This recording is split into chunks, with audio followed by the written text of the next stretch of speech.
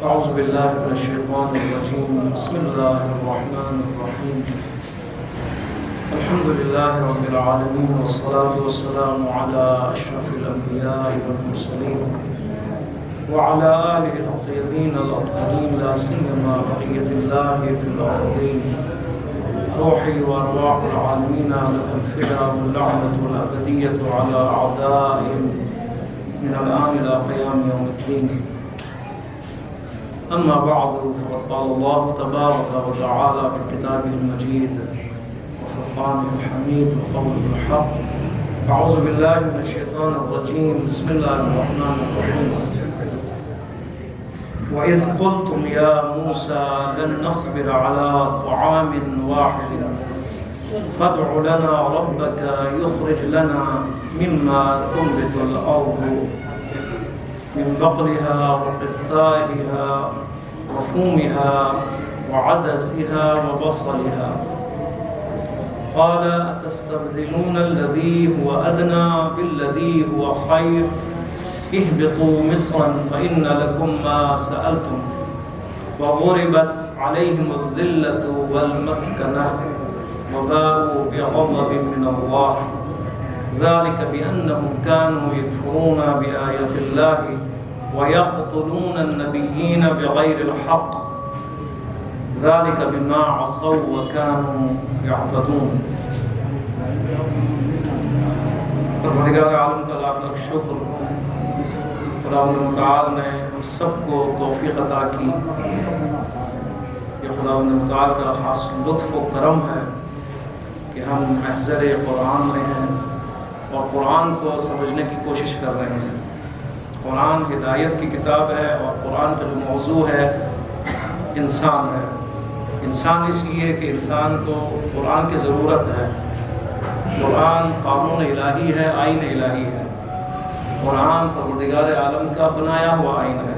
اصول اور قوانین پر مشتمل یہ کتاب ہمارے لیے، ہمارے طرز زندگی کے لیے، طرز زندگی کو بدلنے کے لیے، زندگی کے آداب سیکھنے کے لیے اور عبادت خدا انجام دینے کے لیے، خدا کی معرفت کے لیے اور نجات کے لیے بہت اہم ہے. لیکن ہم افسوس کے ساتھ کہنا پڑتا ہے ہر چیز کی طرف ہمارا دھیان ہے سوائے قرآن کے. قرآن کی طرف صرف پڑھنے کی حد تک، تلاوت کی حد تک اور قراءت کی حد تک، تجوید کی حد تک. اس سے بڑھ کر اس کو سمجھنے کی طرف ہمارا رجحان بہت کم ہے. جو بھی انشاءاللہ مومنین اس کی طرف راغب ہیں، یقیناً خداوند متعال کا خاص لطف و کرم ان کے لیے ہے.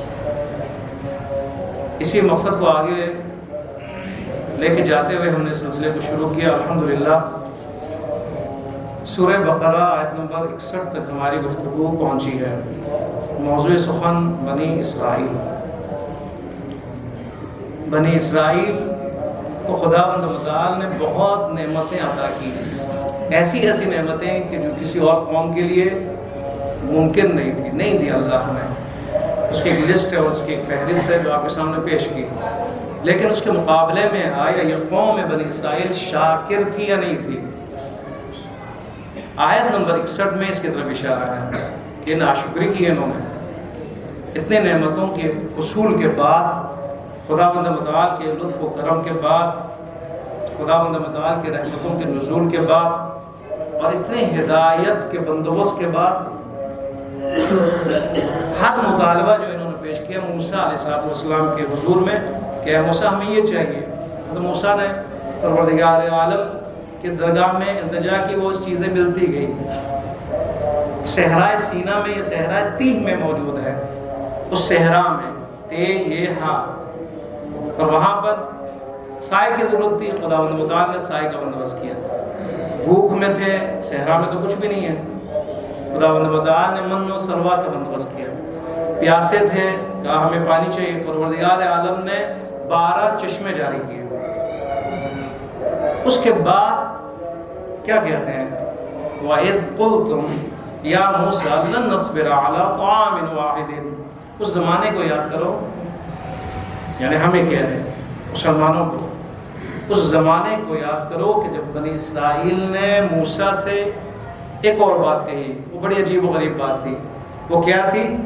وَإِذْ قُلْتُمْ یا موسیٰ، اے موسیٰ، لَن نَصْبِرَ عَلَىٰ طَعَامٍ وَاحِدٍ، ایک کھانا کھاتے ہوئے ہم تھک گئے ہیں، اکتا گئے ہیں، مت نہ سلوا، اس کے علاوہ کچھ بھی نہیں مل رہا ہمیں۔ جب بھی بھوک لگتی ہے یا من ہے یا سلوا ہے یا شہد ہے یا مختلف تفاسیر ہیں، شبنم کی طرف قطرات ہیں جو خداوند متعال کی طرف سے خاص طور پر درختوں کے پتوں ٹہنیوں پر وہ آتے تھے، پڑتے تھے اور صبح صبح یہ اس کو لیتے تھے اور لذت تھی اس کے اندر، شیرینی بھی تھی۔ اور سلوا پرندے خود بخود اڑتے ہوئے نچلی پرواز میں ان کے پاس پہنچتے تھے، یہ آرام سے ان کو پکڑتے تھے اور کھاتے تھے۔ کہا ہم تھک گئے ہیں، کھا کے تھک گئے ہیں، ہمیں متنوع چیز چاہیے، ہمیں مختلف اقسام کی چیزیں چاہیے، ہمیں بریانی چاہیے اور ہمیں قورمہ چاہیے۔ آج کل کے زبان میں سوپ پی کے جو ہے نا ہمارا دل جو ہے وہ اکتا گیا ہے۔ ان مریضوں سے پوچھیں جو پرہیز کس مرحلے میں ہیں، 3-4 دن بعد کہتے ہیں کیا دے رہے ہیں، پھر وہ ماں کہتی کھانا پڑے گا یہ، پھر دوبارہ وہ پریشان حال انداز میں اس کو کھانے پہ مجبور ہو جاتے ہیں۔ کہتے ہیں لن نصبر، صبر دے ہمارے لیے صبر نہیں ہے، صبر کی انتہا ہو چکی ہے، صبر کا پیمانہ لبریز ہو چکے، کھاتے کھاتے من مسلوا کھاتے کھاتے صبر ہمارا جا چکا ہے۔ کیا کریں؟ اے موسیٰ اپنے پروردگار سے ہمارے لیے کچھ اور طلب کر۔ دیکھیں ان کا ادب کا، آپ دیکھیں اتنی نعمتیں نازل کرنے کے بعد ان کا بے ادبی دیکھیں۔ فَادْعُ لَنَا رَبَّكَ يُخْرِجْ لَنَا، اے موسیٰ فَادْعُ لَنَا، ہمارے لیے تو مانگ اپنے پروردگار سے۔ کیسے کرتے اے موسیٰ تو مانگ ہمارے لیے ہمارے پروردگار سے، ان کا بھی تو پروردگار ہے نا۔ اتنا ربوبیت خدا اور اتنا احسان خدا کا ان پر ہے کہ انسان شمار کرے تو ختم نہ ہو فہرست، اتنا احسان خداوند متعال۔ سب سے بڑا احسان کیا ہے؟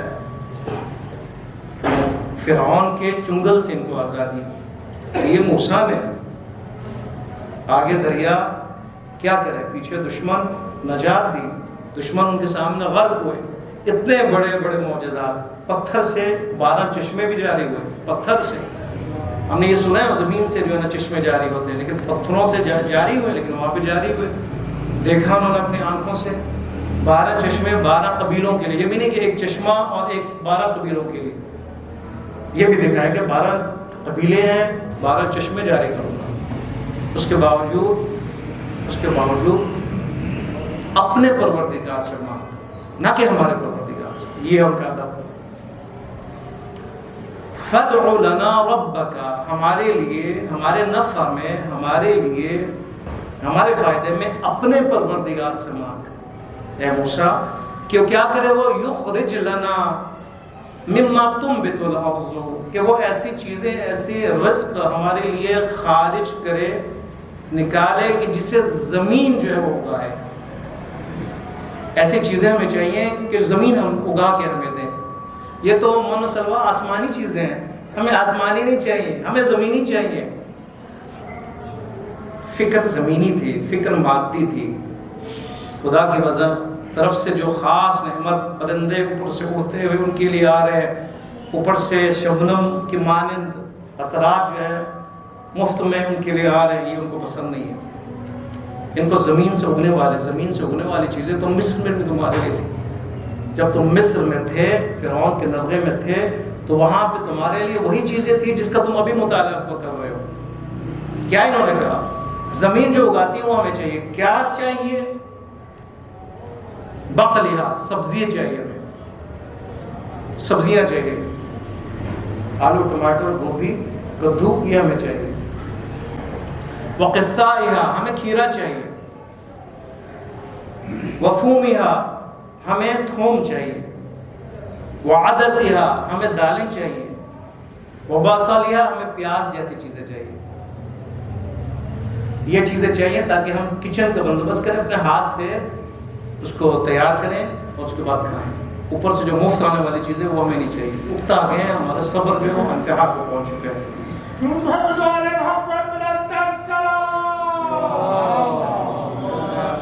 پروردگار عالم فرمایا قال اتستبدلون الذی هو ادنی بالذی هو خیر، آیا تم بدلنا چاہتے ہو ادنا کو خیر سے؟ جو ادنا ہے، جو نیچے ہیں، اپنے کوالٹی کے لحاظ سے یا اپنے اس اقسام کے لحاظ سے جو نچلا درجہ رکھتا ہے اس کو لینا چاہتے ہو، عالی سے ادنا لینا چاہتے ہو خیر سے؟ یہ خیر ہے تمہارے لیے جو خدا چاہ رہا ہے، جو بھی خدا تمہارے لیے چاہے وہ خیر ہے تمہارے لیے، چاہے وہ من سلوائی کیوں نہ ہو، کیونکہ امتحان کا مرحلہ ہے، صحرا میں ہے، امتحان ہے۔ اس سے پہلے کیا کہا خدا نے بتانا، جاؤ فلسطین میں جاؤ، سرسبز علاقہ ہے، جاؤ وہاں پر جبار سے ان سے مقابلہ کرو، ان کو نکالو، خارج کرو، یہ جگہ فلسطین تمہاری ہوگی۔ شام آج کل پورا ایک بہت بڑا ایریا تھا، فلسطین آج کا فلسطینی ہے، اس میں مصر بھی ہے، اس میں جو ہے شام بھی ہے، ساری چیزیں علاقے موجود ہے، سبز علاقہ، یہ تمہارے لیے ہوگا، جہاں مرضی فصل اگاؤ، جو مرضی کرو تمہارے لیے۔ یہ میدان صحرا تو فصل کے لیے نہیں ہے، صحرا میں کبھی فصل دیکھا ہے؟ بیابانوں میں کبھی فصل اگتے ہوئے دیکھا ہے؟ یہاں تو ممکن نہیں ہے تمہارے لیے، جہاں پہ پانی نہیں ہے، جہاں آب و گیا نہیں ہے، جہاں پہ سایہ بھی نہیں ہے، وہاں پہ تم کیا کہہ رہے ہو زمین سے اگی ہوئی چیزیں ہمیں چاہیے، تو ممکن نہیں ہے۔ اس کے لیے تمہارے لیے فلسطین کہ کہا جاؤ وہاں پر، لیکن تم نہیں گئے کہ وہاں پہ ظالم بیٹھے ہیں، پروردگار عالم کا خود ٹکراؤ ان سے، مقابلہ کرو ان سے، مقابلہ کرو، زمین حاصل کرو، پھر جو مرضی کرو، پھر بھی تم نہیں گئے۔ اب جب تمہاری قسمت میں، تمہاری تقدیر میں، تمہارے اپنے ہاتھوں یہ صحرا اگر ہے تو صحرا میں یہ ممکن نہیں ہے، صحرا میں یہ ممکن نہیں ہے۔ فصل صحرا میں نہیں اگائی جا سکتی، کھیتی باڑی صحرا میں نہیں کی جا سکتی، اور جو تم چاہ رہے ہو وہ ادنا ہے، اور جو میں دے رہا ہوں وہ کیا ہے؟ خیر ہے، اعلیٰ ہے، کیونکہ آسمانی ہے۔ مفسرین نے بات کی، مثلا جو پرندے وہ کھاتے تھے وہ پروٹین کے لحاظ سے بہترین تھے۔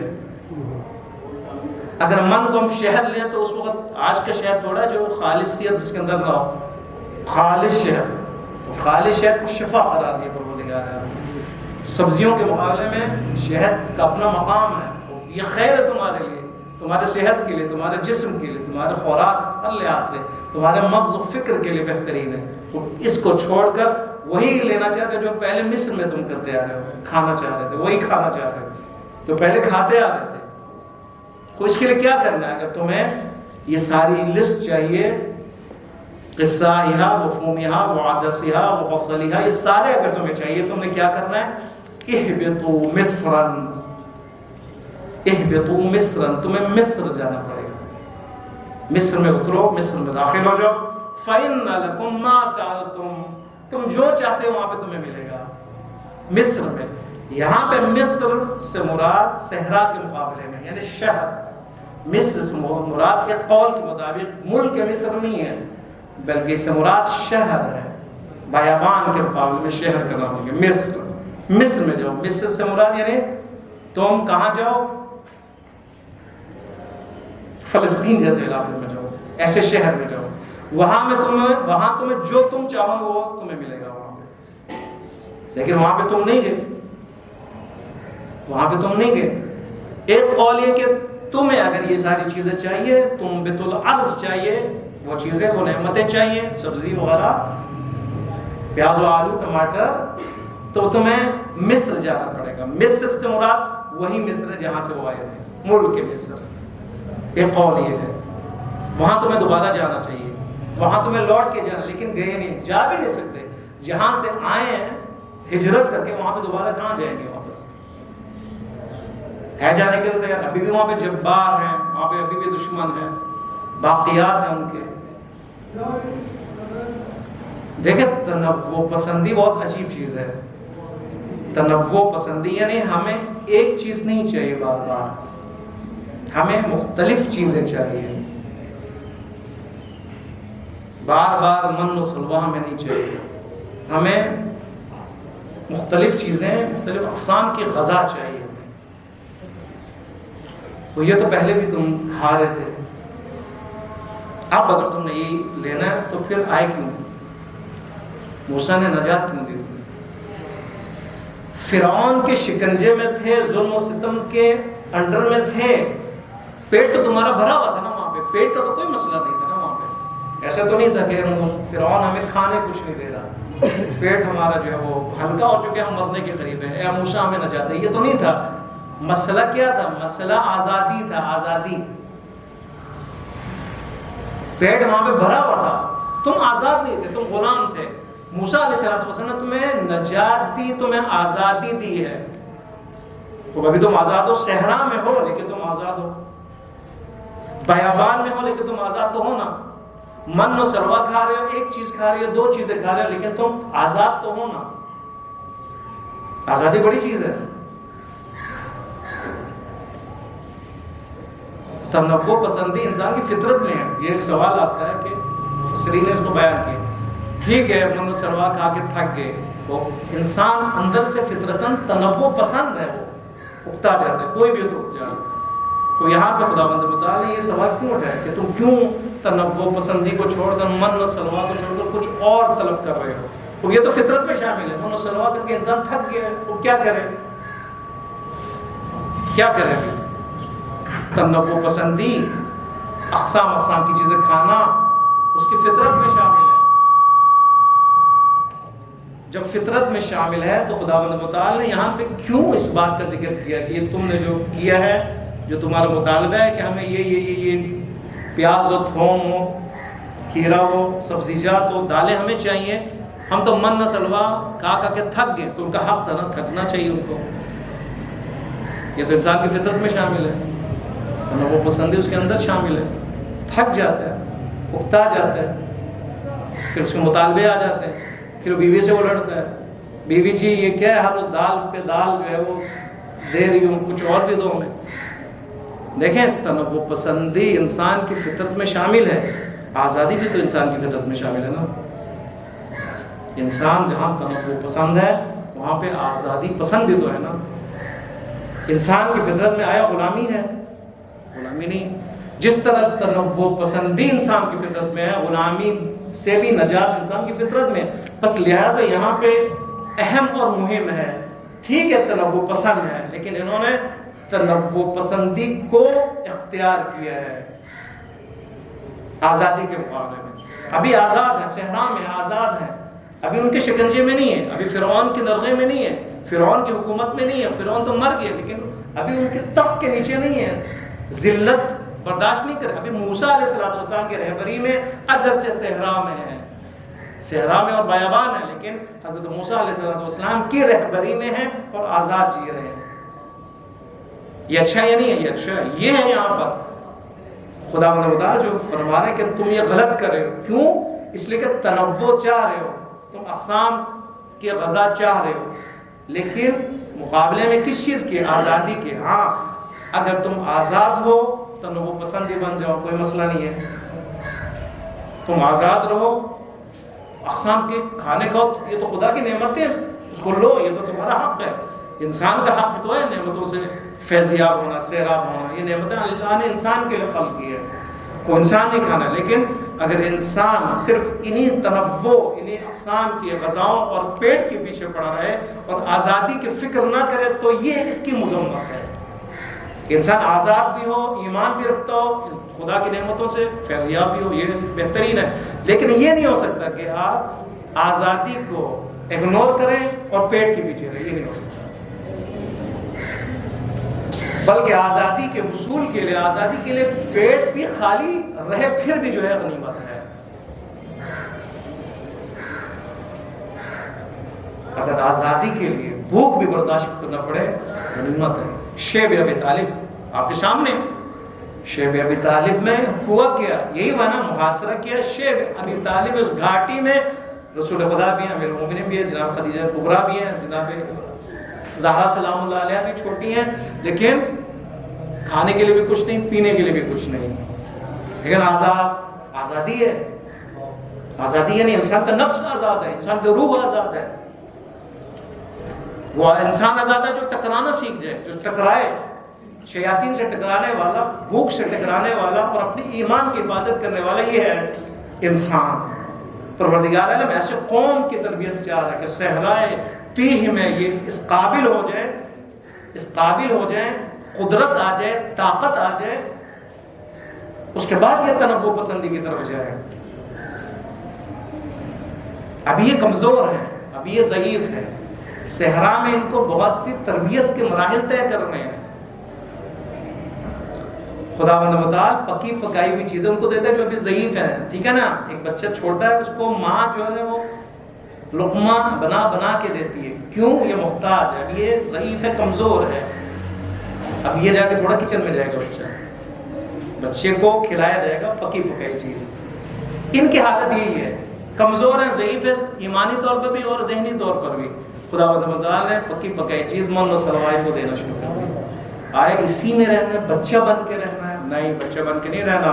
قدرت حاصل کرنی ہے، قوت حاصل کرنی ہے، صحرا کی زندگی کے ذریعے سے، بھوک کے ذریعے سے، پیاس کے ذریعے سے، اس دھوپ کے ذریعے سے، دھوپ کی شدت کے ذریعے سے اور صحرائی ماحول کے ذریعے سے. پھر قدرت و طاقت حاصل کرنے کے بعد پھر آنا ہے کہاں پہ؟ فلسطین میں داخل ہونا ہے.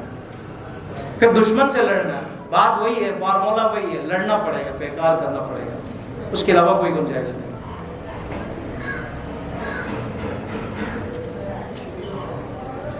ایمان کی ضرورت ہے. بنی اسرائیل کی اس قوم کو اس مرحلے میں مضبوط ایمان کی ضرورت ہے. پیٹ کے بھرنے کی ضرورت نہیں ہے اس وقت، لیکن کون سمجھے؟ پیٹ تو بھرا جا سکتا ہے، پیٹ تو فرعون بھی بھر رہا تھا.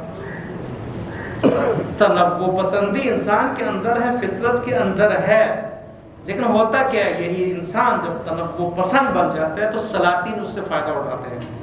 یہ بہت اہم ہوتا ہے. آپ اور میری تنوع پسندی کی وجہ سے، اس رجحان کی وجہ سے کہ چاہتے ہیں اچھی اچھی چیزیں کھائیں، اچھے اچھے لباس پہنیں، اچھی اچھی گاڑی اس کے پاس ہو، اچھے اچھے کپڑے اس کے پاس ہو، اچھا گھر اس کے پاس ہو. اس کو کہتا ہے تنوع. تنوع اسی کو کہتے ہیں، عالیشان گھر. تنوع یعنی کہ عالیشان غذا وہ کھائے.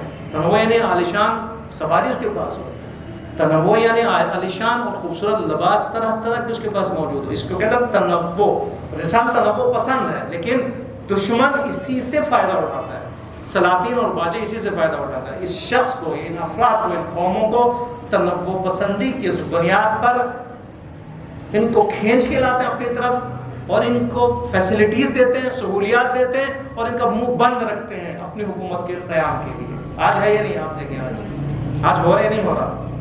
آپ جتنے بھی عرب کنٹریز میں جائیں وہاں پہ یہی ہے. کہیں پہ آزادی ہے، کہیں پہ، لیکن جیب بھرا ہوئے، اکاؤنٹس بھرے ہوئے، بینکس بھرے ہوئے، مفت میں ان کو تنخواہیں جاری ہیں. کرنے کی ضرورت نہیں ہے. باہر سے آتے ہیں، آپ پاکستانی جاتے ہیں، انڈینز جاتے ہیں، باہر کے جاتے ہیں، بنگلہ دیش سے جاتے ہیں کام کرنے کے لیے. کام آپ لوگ کرتے ہیں، وہ گھروں میں بیٹھے رہتے ہیں. ان کی فیکٹریز جو ہے باہر، ایشینز مسلمان وہ چلاتے ہیں، وہ آرام سے عیش کرتے ہیں، ان کے گھر میں، ان کے اکاؤنٹ میں پیسے آتا ہے. ٹھیک ہے، تنوع پسندی ہے. یہ اسی تنوع پسند انسان کو تنوع دے کر، آسائش دے کر، سہولیات دے کر ان کو غلام بنا لیتے ہیں. یہ اصل میں غلام ہوتے ہیں. کیوں؟ اس لیے کہ بول نہیں سکتے، احتجاج نہیں کر سکتے، پالیسیوں کے خلاف بول نہیں سکتے، ٹھیک ہے نا، پروٹیسٹ نہیں کر سکتے، حکومت کے خلاف بھی نہیں جا سکتے، اپنی مرضی کی بھی حکومت نہیں قائم کر سکتے. اور کہ آزادی، اور آزادی بیان بھی نہیں ہے. میڈیا ان کے کنٹرول. پاکستان اس کی مثال. 8 مہینوں میں آپ دیکھیں پاکستان میں آیا آزادی بیان ہے یا نہیں ہے؟ نہیں ہے. جو بولتا ہے اس کو اندر لے کے جاتے ہیں. یہ بتایا گیا ہے، یہ سمجھے خداوند متعال کی طرف سے ایک مظاہرہ ہوا ہے. یعنی آپ کو بتایا گیا، سمجھایا گیا، دیکھو ماحول یہی ہے، باہر بھی یہی ہے کہ آپ کو مکمل کنٹرول میں رکھا جاتا ہے. یہاں پہ تو جیب بھی خالی ہے، سب کچھ خالی ہے نا، لیکن وہاں پہ کیا ہے؟ ان کے پاس پیسے ہیں، تیل ہے، سب کچھ ہے، جیب بھرتے ہیں، عیش و عشرت کا سامان فراہم کرتے ہیں، خاموش کرواتے ہیں اور اپنا کام چلاتے ہیں. تنوع پسندی اس کو کہا جاتا ہے. تنوع پسندی اگر آزادی کے ساتھ ٹکرا جائے تو یہ غلط ہے. تنوع پسند انسان بن جائے، فطرت میں شامل ہے، لیکن اس کی ایک حد ہے، ریڈ لائن ہے. تنوع پسند ہے، لیکن آیا آپ نے تنوع کے پیچھے جانا ہے، آسائش کے پیچھے جانا ہے، فل سہولیات آپ کے لیے نہیں، ضروری نہیں ہے. اگر آزادی اگر آپ کو چاہیے تو ممکن ہے آپ کے پاس کچھ بھی نہ ہو، کچھ بھی نہ ہو، یہ بھی غنیمت ہے۔ حضرت یوسف علیہ السلام کیا فرماتے ہیں؟ قرآن نے کوٹ کیے ہیں، السجن رب السجن احب الی مما یدعوننی الیہ، پروردگار یہ زندان، یہ جیل میرے لیے محبوب ہے اس گناہ سے جس کی طرف زلیخا بلا رہی ہے۔ آئی سمجھ آپ کو؟ یعنی زندان بھی محبوب ہے۔ کبھی آپ نے سنا ہے محبوب و محبوبہ کے لیے تو کچھ اور ہے ڈیفینیشن، لیکن جیل سے انسان محبت کرے کبھی سنا ہے آپ نے کہ جیل اور زندان انسان کو محبوب قرار پائے؟ کبھی آپ نے سنا ہے؟ لیکن حضرت یوسف علیہ السلام نے فرمایا السجن جیل احب الی، میرے نزدیک بہت محبوب ہے، مما لیکن کس سے؟ مما یدعو، اس گناہ سے کہ جس کی طرف مجھے بلایا جا رہا ہے۔ زلیخا بلا رہی ہے، زلیخا مجھے بلا رہی ہے، غلام بنانا چاہتی ہے، لیکن میں زندان میں ہوں لیکن پھر بھی آزاد ہوں۔ میں یوسف ابھی زندان میں ہوں، گناہ سے پاک ہوں، بچ گیا ہوں، میری آزادی یہ ہے، میں بھی آزاد ہوں۔ یوسفی ہونا پڑے گا نا ہمیں، پہلے آزاد ہونا پڑے گا ہر لحاظ سے، ہمارے فکر آزاد ہو، ہماری سوچ آزاد ہو۔ آزادی یعنی ہر چیز سے آزاد ہو، یعنی ہم بڑھ جائیں، ہم آگے بڑھ جائیں، گناہ ہمارے لیے کچھ بھی نہ رہے، گناہ سے ہمیں نفرت ہونے لگے، یہ آزادی، نہ کہ ہماری سوچ گناہوں میں ہی رہے، گناہوں میں ہی ہمارا سوچ رہے کیا کرنا ہے، کون سا گناہ کرنا ہے، کون سی لذت لینی ہے، کیا پینا ہے، کون سا حرام کھانا ہے، کون سی چیز لینا ہے، کون سے کرپشن کرنا ہے، جنسی خواہشات، پتہ کیا کیا خواہشات۔ اس کا مطلب ہے خواہشوں کا غلام ہے یہ، وہ آزادی پھر بھی نہیں ہے۔ خواہشوں سے نکلنا آزادی ہے، خدا کی طرف جانا آزادی ہے، لا الہ الا اللہ کہنا اور اس پر قائم رہنا آزادی ہے۔ ممکن ہے انسان کے پاس کچھ بھی نہ ہو، اس کے پاس گھر بھی نہیں ہے، اس کے پاس بینک بیلنس بھی نہیں، کچھ بھی نہیں ہے، یہ شخص آزاد ہے، لیکن وہ جس کا بینک بیلنس پور ہے، بھرا ہوا ہے، لیکن سوچ اس کا شیطانی ہے، الہی نہیں ہے، یہ غلام ہے، اس کو کوئی بھی لے کے جا سکتا ہے، کوئی بھی اس کو بھٹکا سکتا ہے، کوئی بھی اس کو غلام بنا سکتا ہے، کوئی بھی اس کو خرید سکتا ہے اس کو۔ لہذا بہت اہم ہے یہ آیت ہے، ربی السجن احب الی مما یدعوننی الیہ۔ ایک دفعہ پھر آپ کو ترجمہ تاکہ دوبارہ جو یاد ہے، اس زمانے کو یاد کرو، اس زمانے کو یاد کرو کہ جب تم نے یعنی قوم موسیٰ نے موسیٰ سے کہا موسیٰ ہمیں صبر نہیں ہے، ہم ہرگز صبر نہیں کر سکتے ایک کھانے کے اوپر، بس ہمارے لیے اپنے پروردگار سے مانگ وہ چیز جس کو زمین اگائے، یعنی کیا؟ سبزی جات، کھیرے وغیرہ، تھوم کی جگہ گندم بھی لیا گیا ہے، اس کے دالیں، اور اسی طرح پیاز۔ خدا نے فرمایا آیا تم خیر کے مقابلے میں ادنا چیزیں چاہتے ہو، یہ بیوقوفی نہیں ہے، عقل مندی نہیں ہے کہ جو تمہیں دی جا رہی ہے صحرا میں مفت بغیر کسی قیمت کے، یہ خیر نہیں ہے۔ ادنا تو پہلے بھی تمہیں مل رہا تھا، اہبطوا مصر، اگر یہ چاہیے تو مصر میں داخل ہو جاؤ، تمہارے لیے ہر وہ چیز ہوگی جو تم چاہو گے۔ وَضُرِبَتْ عَلَيْهِمُ الذِّلَّةُ وَالْمَسْكَنَةُ، پروردگار عالم نے ان کے اوپر ذلت اور فقر کو مسلط کر دیا، یعنی پروردگار عالم نے اس کے بعد مہر ذلت اور مسکنت ان کے اوپر ڈال دی، اور باءوا بغضب من اللہ، اور اللہ کے عذاب میں، اللہ کے بغض اور غضب میں گرفتار ہوئے۔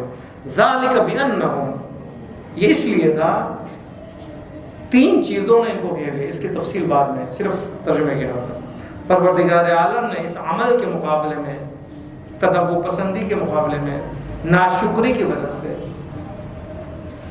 تین چیزیں، تین قسم کے عذاب ان پر نازل کیے، ذلت، مسکنت، خدا کے عذاب میں گرفتاری۔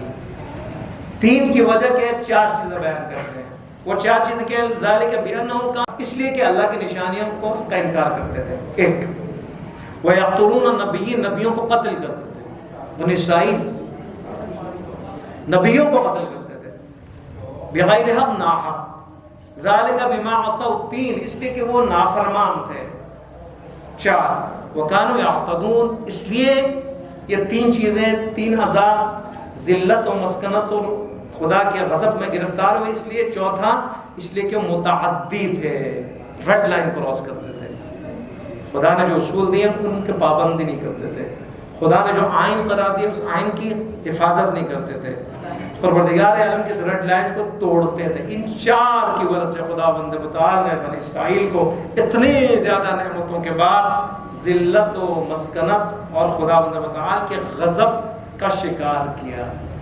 اب ان کی تفصیل انشاءاللہ پروردگار عالم کی توفیق سے ہم اس کو گفتگو آگے مختصر طور پر جاری رکھیں گے۔ پروردگار عالم کی بارگاہ میں ہم دعا کرتے ہیں خدا بند متعال بحق قرآن و بحق محمد و آل محمد اس نشست کو اپنی عبادت شمار فرما۔